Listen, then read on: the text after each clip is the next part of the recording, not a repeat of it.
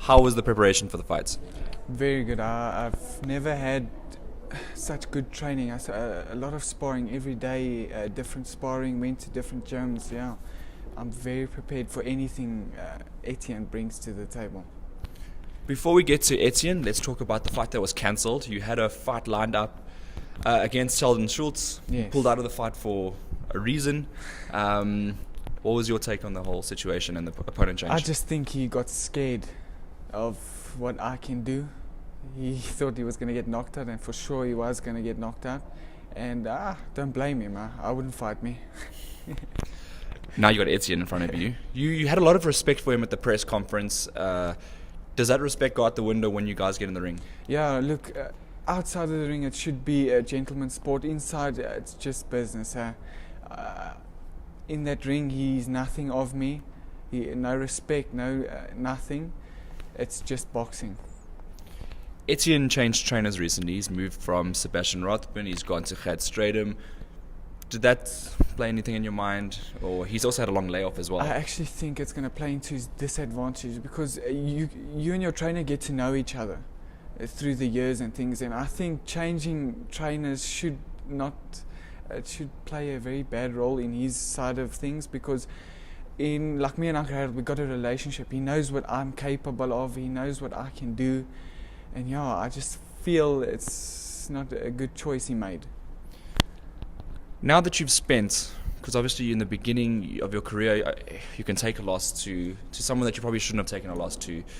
But now that you've got this continuation, you've been training with Harold for a while, have you felt the benefits of him, and is he still hungry in the game to produce champions? Look, Uncle Harold, he doesn't make champions, he makes legends. That's what people forget. Look at all of the people he's trained. Brian Mitchell, Corey Sanders, Tommy Gunn. They're legends, they're not champions. And that's what people forget.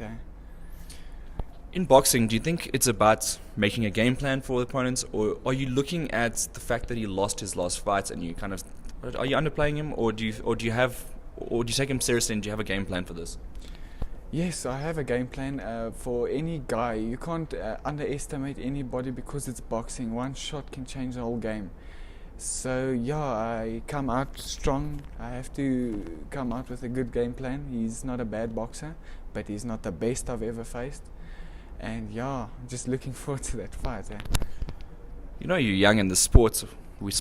Previous interviews, post-fight interviews that we've done before, we kept speaking about your age, but now you are of age. You're 19, if I'm correct now? Yes. You Yeah. got your age wrong on the last post-fight interview. I realized that afterwards, and I checked on VoxRec. 5 years younger than Etienne. How does that play on you? Age doesn't really make a difference. I spar guys much bigger than what he is, much older. Age doesn't really play a difference. It just matters how hard you train, how much heart you've got. Yeah.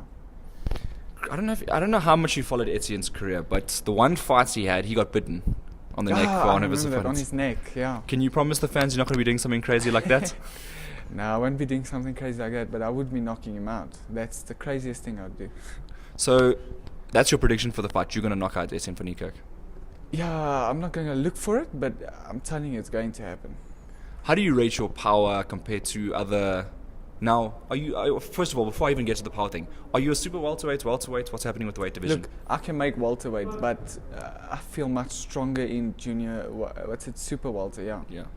Or junior middle. In South Africa, they call it junior middle. Yeah, and then super welterweight yeah.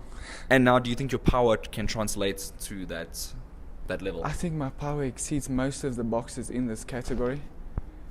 Yeah, so I can stand toe-to-toe with anybody in this division.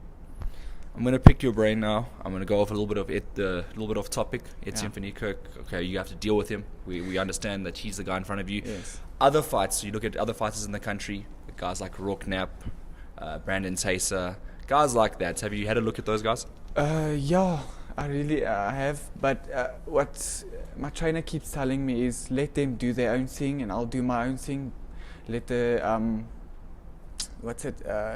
everybody decide who I need to fight. I can fight anybody. I don't have a pain with anything. I know I can take on everybody in this division, and just let them build their own careers, and then one day we can meet up and make a big thing out of it. Perfect. And then just lastly, a message for your sponsors, your supporters, a message for Etienne, for Niekerk, and yeah. Just want to say thank you for Mac Forklift, my sponsors, for always being there, always helping me prepare for my fights, and my coaches, Uncle Harold Fulbrecht, my dad, for always being there, and just my fans and family. And yes, Etienne, I'm coming for you. And then just lastly, and I just want to say thank you to SA Boxing Talk for always helping boxers, and he obviously is the best online. Thank you, Aiden.